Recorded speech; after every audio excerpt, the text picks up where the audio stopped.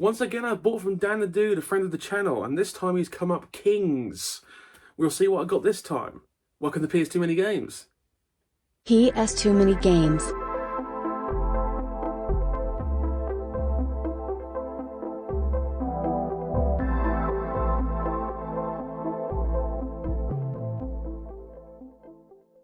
Hello guys, welcome to PS Too Many Games. Quite the episode today in my humble opinion. We picked up 9 games from Dan the Dude, bought from him personally. For those who don't know, Dan the Dude is a friend of the channel. I have bought from him twice before. From my understanding, he sells games on eBay but has his own collection too. He has managed to find me quite a few games that is not in stock in CEX. He has been really helpful for the channel so far. And once again, he has come up trumps. Simply put, Dan always sends me games that are not in stock in CEX, because obviously if they're not in stock in CEX, they're not that easy to find. And I don't like buying things off eBay because in the last year and a half, eBay has really got my price for PS2 games. And he's been really helpful to the channel, it really has. Before we get there though, there's a few things that I'd like to address in a good way, so I literally watched Retro Ghetto's vlog today. Obviously those you now know, I sent Retro a game because I'm part of his Discord. I Patreon him. He's a very nice man, and I like this channel, so it's like, yeah, it's like £5. So I give him £5. And through that, I've met a lot of YouTubers, fellow YouTubers, and a lot of gaming collectors, like hundreds of us. And it's been a very good choice in the end. But simply put, Retro in one of his old episodes said he was missing 24, the game, the like Steelbook version. For those of you who have got a long memory, we acquired the Steelbook version back in Lowestoft about last year. For those of you who don't know, I also found another copy of it in a random charity shop about 6 months ago. I didn't mention it for the channel for the simple reason that I already owned it, so there's no point in mentioning it. And I've held on for it for some time. Once I realised he needed / wanted that game, and I didn't really feel like holding on to it for no reason, I just sent it to him. I just sent it to him through the mail, and he said thank you. What I didn't actually realise what he was going to do was give me a shout out on the channel though. that was a nice thing. Thank you, sir. For those of you, for those of you who've come across from that episode from Retro Ghetto, welcome. I'm going to assume quite a few you did, because that random day we got not a massive spike, but quite a sizable spike in subs out of nowhere. Then Dave, who's my editor, told me that to watch the Retro's episode, so I watched it, and then there I was in majestic glory for those like 3 seconds. Like, that makes sense. That makes sense. But seriously, I'm happy that the game turned up in one piece, because you never know with mail these days. Some companies you trust, some companies you don't trust. It turned up, so very happy that he got it, and I'm very happy to be part of his Patreon, and genuinely thankful for the just the shout out on the channel. I appreciate it immensely. Anyway, back to today's episode. So as I said, we picked up 9 games from Dan the Dude. We'll go through them very shortly. Let's go through a bit of what hell's the future on this channel. So we've still got 3 CXs from the start of June to go through: Banbury, Rugby, Newmarket. I'm probably going to combine Banbury and Rugby together, and Newmarket by itself, because if we did one store each episode, we'd be here till September. Gaming markets, probably not one happening this month, and probably not one happening next month. The next one I'm eyeing up probably be Milton Keynes, because they're like 2 hours away from where I live. That's in September, and I believe there's one in Nottingham in October. I might do something in August if someone pops up, but depending on my finances, I don't know if that's going to happen. Because I spent a lot of money on this bundle I bought from Dan, which we'll see what happens. But I want to not use to CX all the time, and I've been doing a lot of CX lately, and I do like talking about it, but after a while it's like, I want to go back to the last couple of games in Norwich, I want to do a few other things. Also, might do the odd extra vlog episode occasionally. saying that, I really should do a CX roulette sometime for the games I really can't find. They'll be under £40 because you can't really roulette a really expensive game anymore because you know it comes with a manual, so you already know that's there. Well, it kind of takes the CX roulette down a peg with the manuals, but you never know, it could be scratched a buggery, it could be like a mint disc, you never know, so I might do one. If anyone new to the channel, you might have noticed that one of the shelves is bowing. That is a running joke on this channel. Basically, as you see, bowing. Yeah, this is temporary. I'm going to move back to the original game room pretty soon when I get a day off and I'm willing to move everything across because it takes a long time. So for those who know, yes, my shelves are fucking bowing. Well, actually, only this shelf and this shelf, there was actually well built, if I say so myself. Obviously, top shelf here is slightly bowing. That's because I'm putting a serious amount of weight on there with Pokemon cards and vials. And obviously my PS2s. Love you. Still love that Aqua PS2. That's one of the best buys I ever made. 80 quid for that? Worth it. Totally worth it. I really need to do a peripheral episode. I don't know which one to do, but the EyeToy is looking very ominous at me at the moment, and I've got quite a lot of EyeToy games, so that might be the next one, but that will require a lot of effort and actual room for me to become the EyeToy. For those of you who never played an EyeToy, it was basically think Connect, but think 10 years ahead and not as good. And Connect wasn't that good anyway.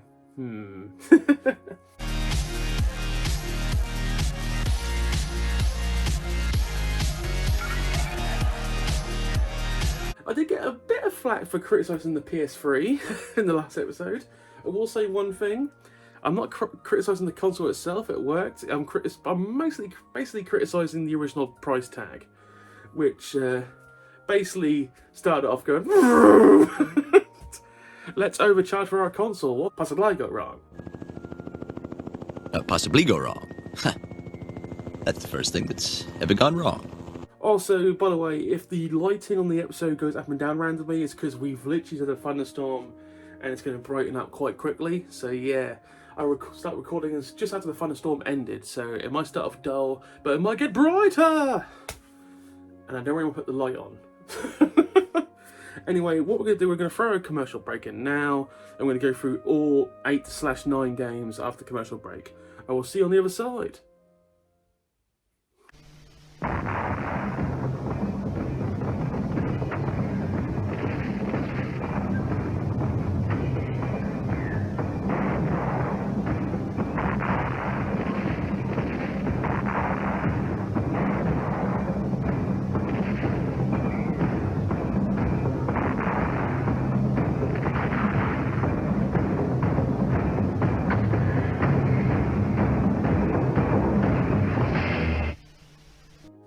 What did I buy this whiteboard for? It's just awful. It doesn't hold the pen at all.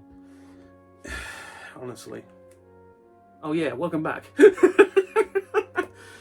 Yeah, so for those who obviously can do the mathematics, we will now be sitting at 1611 now in the games count for these 8 new games. There are 9, but 1 is a platinum, so that doesn't go on the list. We'll do the platinum first, actually. So this first game was actually a free gift. I didn't actually pay anything for this whatsoever. But this actually, even though it's a common platinum, in the format is actually kind of rare. So let me show you. So it's the EyeToy Play 2, right? Very common game. It's the platinum version, but obviously it's the boxed platinum version. Firstly, it's in fantastic condition, to be honest, perfect square. Secondly, it's the platinum version in the box. I've not seen this before in any CEX. This is probably ain't worth anything, but it's kind of cool. So thank you for the free gift, Dan. I appreciate that immensely. And actually, I don't think I had the EyeToy 2 on platinum, so that counts as a platinum. So extra win. So first, the actual games that I actually wanted. I say wanted, didn't own. First game, London Taxi Rush Hour. This is one of those games I've never seen before. It's one of those probably shovelware games, but this isn't that cheap, but isn't that expensive. for what I understand it, you're a taxi driver. You're in London. Once again, I'll read the back because this will give you some idea. It's London, it's Russia, and you're a cabbie on a mission. Drive down busy streets, cause havoc on footpaths, tear through the underground, and cut across parks in the race to deliver passengers on time. So basically, it's Crazy Taxi that isn't Crazy Taxi. Obviously, Crazy Taxi probably is the much better game. But this is a British version, I'm guessing. A full map of central London, including landmarks. Interesting. The graphics don't seem to be that fantastic, but obviously this was made by apparently Havoc. No, it uses Havoc, so graphics might be not bad, but obviously it comes with manual, so yeah. Thank you, Dan. I needed it, so I appreciate it. For those of you who might notice, I had to put the light bulb on now because the light out there is starting to get a bit dark again.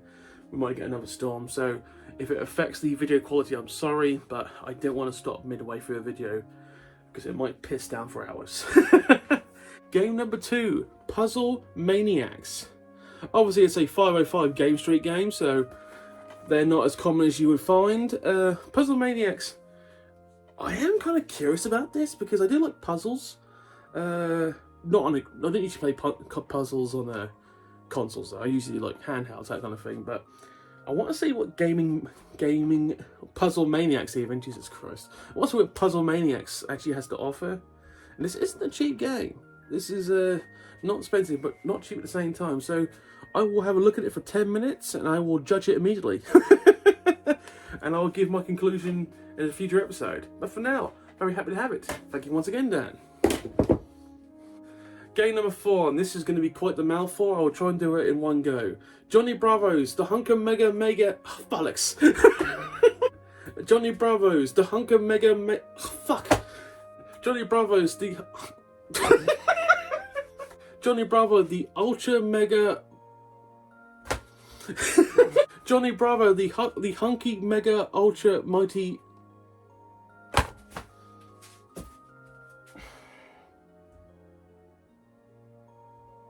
One more time. Johnny Bravo, the Hunky Mega Ultra. Fuck it. It's the Johnny Bravo game. Oh my god. So apparently the Hunky Mega Multi Ultra Extreme Date-O-Rama. It is a blast game. So yeah. I did say last week I got to try one of these blast games. This is the one I'm probably going to try. One of my favourite cartoons when I was a boy. Obviously Johnny Bravo in modern days wouldn't actually work. Bearing in mind we've come quite a long way in the last 25 years when it comes to how we treat women. And rightfully so, just saying right now. Obviously in modern society Johnny Bravo would be considered quite the misogynist. But remember, he was thick as shit, so does that make it better or worse? That's a good point. Anyway, Johnny Bravo Johnny Bravo go. Jinkies! Everything's dark! I've gone blind! I'm only gonna say this once. Don't touch the glasses. Game number 5, and a rare one, and the last Lord of the Rings game, Lord of the Rings, Aragorn's Quest. This will set you back a pretty penny, between like £20 and £40, I think, at CEX. I have been looking for this some time. This is not a common game. Very happy to have it. We'll try it because it's got to be expensive for a reason. Never played this one. Played the other Lord of the Rings games because I think there is 5 on PS2. I now own all 5. Very happy to get this. You have no idea. For those who are watching, like hardcore Lord of the Rings fans, because I like the films, but I'm not what I would call a hardcore fan. I think they're reasonably good. Are they the best films ever made? Maybe. But when it comes to films, I watch films not for how like well they're made. How can I put this? I don't watch films for how well they are made. For instance, Avatar. Avatar, let's be honest about it, it's just a glorified Pocahontas. But because it was one of the most over-budgeted films of all time, and one of the most profitable films of all time, does that make it one of the best films of all time? No, that's subjective. That's subjective. Like, for instance, the Street Fighter film. Terrible film! Apart from Raul Julia as M. Bison, the cast was completely miscast. The Belgian man's the American, the Australian is the Brit. But it's so bad, it's actually fun to watch. Raul Julia is the only thing that keeps that film going. And honestly, it's one of my guilty pleasures. I will watch it once a year, just for Raul Julia's overacting and Zangief's, like, 2 jokes that actually hit home. Honestly, Street Fighter film was one of those so bad it's good films. Bit like Commando. Commando's not bad, it's actually watchable, it's actually reasonably decent, but the one-liners in Commando is what makes Commando. And the fact the whole army squadron can't hit a 6'4", built like a brick shithouse Austrian man, who is slowly walking towards them with a heavy machine gun. They can't shoot the motherfucker. Sometimes the utter stupidity of films makes them good. Also, in the last year, Beekeeper. Recommended film. Actually surprisingly good. And I'm so adamant about that, I'm actually smacking the table, and that's why you're getting wobbled on camera. Anyway, Aragorn's Quest. I'm sure it's going to be good. Yeah, here at PS2 Mini Games, we get a bit tangent heavy sometimes. And I don't apologise for any of it. Right, the next game is actually quite expensive. I don't know if this counts as a rarity at CEX, but it should do. Atelier Eternal Mana. Or Mana. This is one of those Koei games that actually is reasonably rare. And I am elated to get it from Dan Dude. He really came through for this one. Obviously, it's very Japanese animated, very Japanese based. RPG, obviously, because Japan really nailed RPGs for a good 10 years or so. We'll happily try this. Never played an Atelier Iris game. Very happy to try it. Will be on my pile of RPGs. Side note, speaking of Koei, for some reason I've gone back to playing Dynasty Warriors 5 for a little while. It's one of those games where it's not brilliant, but for some reason you love it. For some reason I love Dynasty Warriors 5. Maybe because it's an easy play. Maybe that's the reason. But the graphics kind of suck. But it's still fun. Games are supposed to be fun. And I've got to stop slapping that bit of wood. Right, the last 3 games actually come from the same franchise. And I'll show you, you'll see what I mean. Okay, so one of these 3 games is incredibly hard to find. It's actually reasonably expensive. It actually would cost, and actually this one, I'll tell the truth, this one cost 85 quid, this one game. Same price as CEX, it's probably the game I'm most ashamed to pay that much for, because for what it is, it should be worth that much. But we'll go through it when we get there. But obviously, you'll see the pattern when we start here. First game is Pro Evolution Soccer 2012. That's a reasonably hard game to find. For those of you with keen eye and knowledge, this is not the British version. This is the Dutch version. But as Dutch is in Europe, and Europe is PAL, still good. And it plays in English, so it's worth it. Obviously, what comes after 2012? 2013 Pro Evolution Soccer. More rarer, obviously, because this is... So, I think the PS2, they stopped publishing games from Sony in, like, 2010 for the PS2. Obviously, because they had the PS3 by then. So, obviously, people like Konami made, like, leftover games for the last 4 years of the PS2's life. And 2013 was literally in the penultimate year of any game being released for the PS2. So this is very hard to find. And this would cost, I believe, between 10 and 20 quid at CEX. Once again, this is the Dutch version. But once again, it's placed in English, so I'm very happy to have it. Now, you might obviously know what the last game is. And I'm just going to go with it. PES 2014. This is one of only 2 games released in 2014. One of the only the last 2 games ever released for the PS2 officially. FIFA 14 I already own, now PES 14. This is significantly harder to find. I have never seen a physical copy of this in the 5 years I've been hunting for PS2 games. And I just literally out of nowhere just asked Dan, do you have any Pro Evolution Soccer games? And I'm really looking for this one. And he literally, like an hour ago, goes, yeah, I've got that. And we struck the deal. And this is, by the way, the British version of this. So this is the British version. This is actually British. This is, to this date, the hardest game I've had to find. To put it in context, the more expensive game like Rule of Rose, you can find them in most CEXs because there's like 5 in the country, but they're scattered everywhere. Apart from eBay, where the prices are exorbitant, this is incredibly hard to find. So getting this game actually is a massive win for the collection, but on a personal level, paying a large sum for an old football game that probably was shit is a bit of a blow to the heart mentally and a blow to the heart physically. Is this my most embarrassing expensive buy? Yes, it is. It's not my most expensive game. You obviously know my most expensive games, but this is in top 10 now. Most expensive games.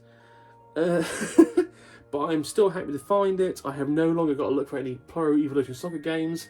I own all the FIFAs. I own all the PES. So literally no more soccer games, and that is an incredible win because there is too many football games on the PS2. Yes. And while we're talking about football, no one here and no one can tell me that England have been playing well at this tournament. We have been getting through each round by the skin of our teeth, and with some incredible luck. We have been playing shite. And for a person who really didn't care about football 2 or 3 weeks ago, or how can I put this? When people would keep constantly talking about it around you, it drags you back in, and then you start watching England play football, and you start hating England because they're not attacking enough, they're not causing enough, they're not creating enough chances, they're just pissing you off. And then through the last 16 and the last 8, they scrape through by the skin of their teeth against teams we should be annihilating.